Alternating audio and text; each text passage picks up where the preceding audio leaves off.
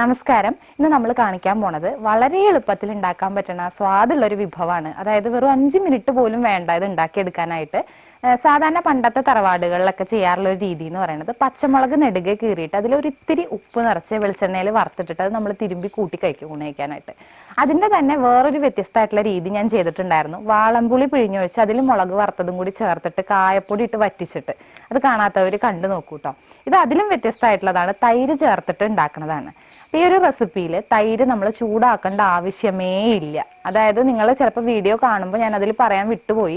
അപ്പോൾ പലരും ചോദിച്ചേക്കാം ഇതിൽ തൈര് ചൂടാക്കണ്ടേന്നുള്ളത്. ഇതിൽ തൈര് ചൂടാക്കേണ്ട ആവശ്യമൊന്നുമില്ല. തൈര് പച്ചയ്ക്ക് തന്നെയാണ് നമ്മൾ ചേർക്കേണ്ടത്. പെട്ടെന്ന് ഉണ്ടാക്കി ഇതിന്റെ ഏറ്റവും ബെസ്റ്റ് കോമ്പിനേഷൻ എന്ന് പറയുന്നത് ഒരു മെഴുക്കുവരട്ടി, പ്രത്യേകിച്ച് ചേനയും കായം മെഴുക്കുവരട്ടി ആണെങ്കിൽ അതായിരിക്കും ഏറ്റവും നന്നായിട്ടുണ്ടാവുക. ഒരു മെഴുക്കുവരട്ടിയോ ഒരു തോരനോ ഒരു ഉപ്പേരിയോ ഒക്കെ തന്നെ ധാരാളമാണ് ഇതും കൂട്ടി ഊണിക്കാനായിട്ട്. കണ്ടോളൂ. ആദ്യം വേണ്ടത് ഒരു പാത്രത്തിലേക്ക് കുറച്ച് തൈര് ഒഴിക്കണം. അപ്പൊ തൈരിന് പ്രത്യേകിച്ച് അളവ് പറയാൻ വേണ്ടി പറ്റില്ല. കാരണം നമ്മൾ എടുക്കണ പച്ചമുളകിന്റെയും എണ്ണത്തിന്റെയും അതുപോലെ പച്ചമുളകിന്റെ എരിവിനും ഒക്കെ അനുസരിച്ചിട്ടാണ് തൈര് ചേർക്കേണ്ടത്. ഒരു മീഡിയം പുളിയുള്ള തൈര്, വല്ലാതെ പുളി കുറഞ്ഞ തൈരും എടുക്കരുത്, ഒരുപാട് പുളി കൂടിയ തൈരും എടുക്കരുത്.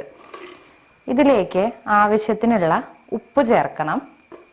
ഒരു 1/4 ടീസ്പൂണോളം പഞ്ചസാര ചേർക്കണം. അതായത് ഉപ്പും അതുപോലെ ആ ഒരു മോരിന്റെ അല്ലെങ്കിൽ തൈരിന്റെ പുളിയും കൂടി ബാലൻസ് ചെയ്യാൻ വേണ്ടി മാത്രം നന്നായിട്ടൊന്ന് ഇളക്കി യോജിപ്പിച്ചിട്ട് ഇത് മാറ്റി വെക്കാം. ഇതിരിക്കട്ടെ. ഇനി നമുക്ക് കുറച്ച് പണിയും കൂടി ഉണ്ട്. അതുവരെ തൈര് ഇവിടെ ഇരിക്കട്ടെ. പച്ചമുളകിന്റെ അളവ് ഞാൻ തൽക്കാലം പറയണില്ല. കാരണം എരിവിനനുസരിച്ചിട്ടാണ് മുളകിന്റെ എണ്ണം വേണ്ടത്, തൈരിന്റെ പുളിക്ക് അനുസരിച്ചിട്ടാണ് എടുക്കേണ്ടത്.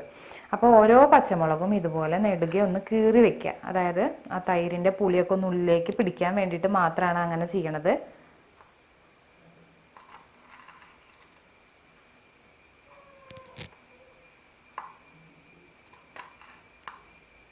നമുക്ക് ആദ്യം കുറച്ച് വെളിച്ചെണ്ണ ഒഴിക്കാം. ഒരു 3 ടേബിൾ സ്പൂണോളം വെളിച്ചെണ്ണ ഒഴിച്ചിട്ടുണ്ട്. ഇതിലേക്ക് നമ്മൾ വറുത്തിടുന്നത് 1 ടീസ്പൂൺ കടുകും ഒരു 1/4 ടീസ്പൂൺ ഉലുവയാണ്.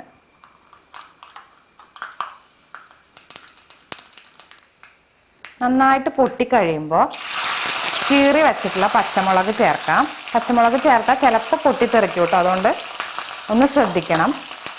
കൂടെ ചേർക്കാനുള്ളത് 1/4 ടീസ്പൂണോളം മഞ്ഞൾപ്പൊടി, അതുപോലെ 3/4 ടീസ്പൂണോളം കായപ്പൊടി.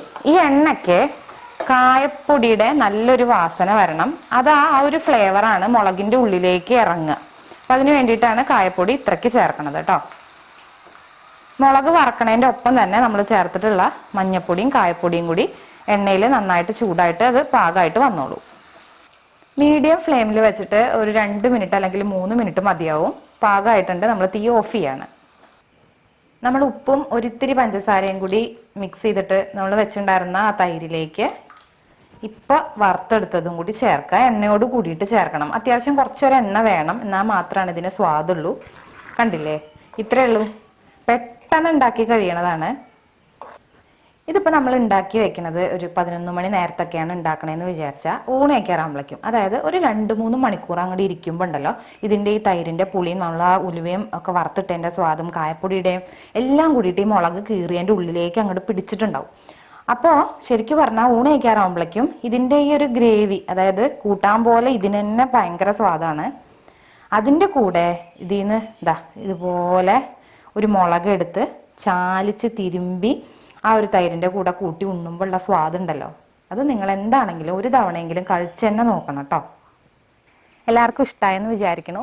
പലർക്കും ഇത് അറിയുന്നുണ്ടാവും, അറിയാത്തവർക്ക് ഇതൊരു പുതിയ വിഭവമായിട്ട് തോന്നാം. എന്താണെങ്കിലും എളുപ്പമാണല്ലോ ഉണ്ടാക്കാനായിട്ട്. അപ്പോൾ കുട്ടികൾക്ക് എരിവ് കുറഞ്ഞ മുളക് എടുക്കുകയാണെങ്കിൽ, അതായത് കിളുന്ത് മുളക് എടുക്കുകയാണെങ്കിൽ കുട്ടികൾക്കും ഇത് ഒരുപാട് ഇഷ്ടമാവും. മുതിർന്നവർക്കാണെന്നുണ്ടെങ്കിൽ ആ മുളക് ഇങ്ങനെ ഞെരടി ചാലിച്ച് കൂട്ടി ഉണയിക്കാനായിട്ട് നല്ല അസൽ സ്വാദാണ്. ഉണ്ടാക്കിക്കോളൂ. അതുപോലെ അഭിപ്രായങ്ങൾ കമൻസിൽ അറിയിക്കുക. പുതിയ വിഭവങ്ങളുമായിട്ട് വീണ്ടും കാണാം.